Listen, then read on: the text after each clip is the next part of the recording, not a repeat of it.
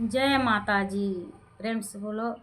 दोस्तों आइए एक माता रानी का भजन लेकर आए हैं। बहुत प्यारा सा भजन है। चैनल पर नए हैं तो सब्सक्राइब करिए, लाइक करिए और कमेंट जरूर करिए मेरा भजन कैसा लग रहा है। तो आइए सुनते हैं माता रानी का भजन। तू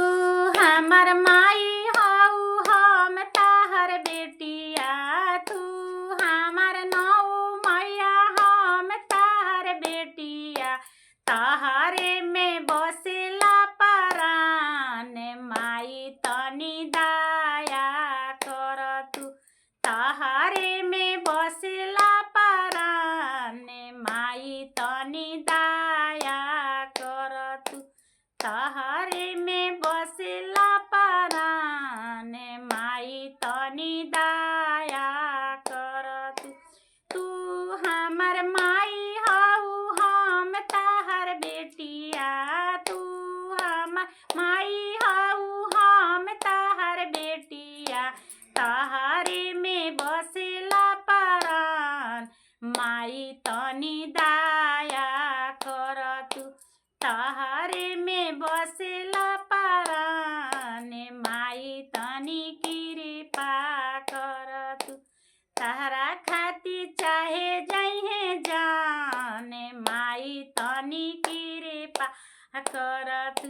ताहरा खाती चाहे जइहे जान माई तनी कृपा कर तू,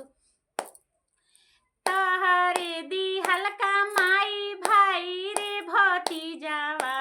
ताहरे दी हल्का माई गनई हर ससुरावा,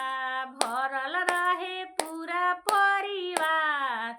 माई तनी दया कर तू, भरल रहे कुल परिवार माई तनी दया कर तू,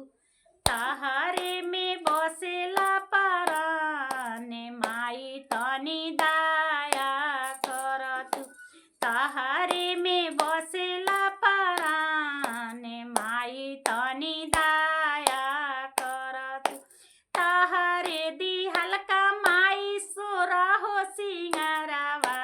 ताहरे दी हल्का माई सोरा हो सिंगारावा, भरल रहे पूरा परिवार माई तनी दया कर तू,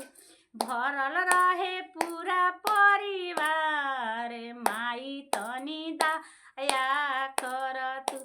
ताहरे में बसेला परान माई तनी दया कर तू, ताहरे में बसेला परान माई तनी दया कर तू, ताहरे दी हल्का माई बेटावा पतोहिया, ताहरे दी हल्का माई बेटावा पतोहिया, भरल